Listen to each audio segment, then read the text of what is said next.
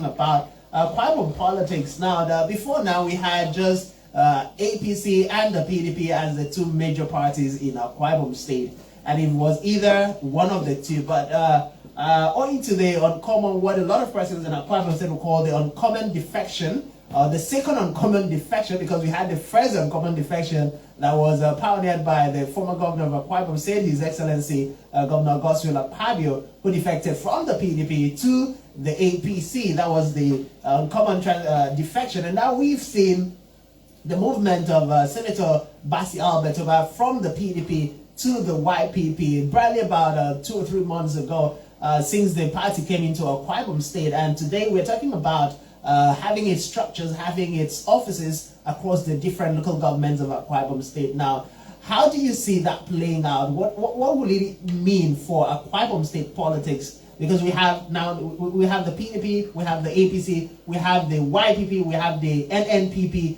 and we have the Labour Party. These are like the 5 strongest parties, not forgetting that we have the Accord Party, the Boot Party, and other parties in Akwa Ibom State. Mr. Speaker, I have been a political watcher for many decades now.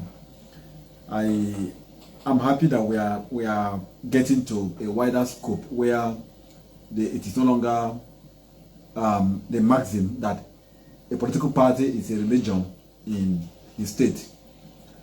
I desire that we have the political space opened, because when you have a broad political space where you have every party has the level playing ground, it will make any party that will emerge to know that the emergence is not because the party is a religion in the state, but the party, people see something different from the candidate, and then people decide that this candidate can actually, offer the state the needed development, and that is why they voted for the candidate of the party. What will play out in 2023 may not be the voting for political party as it were in past.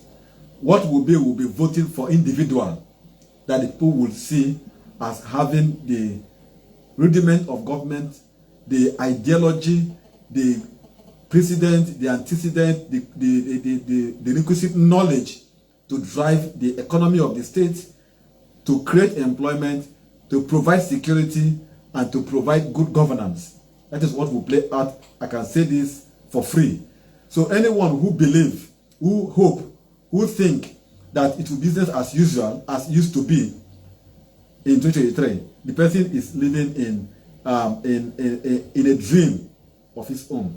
So what I want to say is that YPP coming on board, NNPP coming on board, Accord Party, and the rest coming on board is a welcome development for Akwa Ibom State, because I want to see a keenly contested election that will produce the best.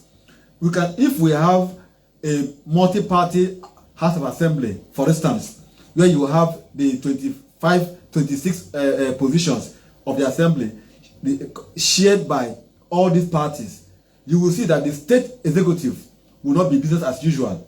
When the government of the state sends a bill or a motion or whatever they want to the Assembly, or a budget, the budget will be well screened, the motion, the bill will be well screened.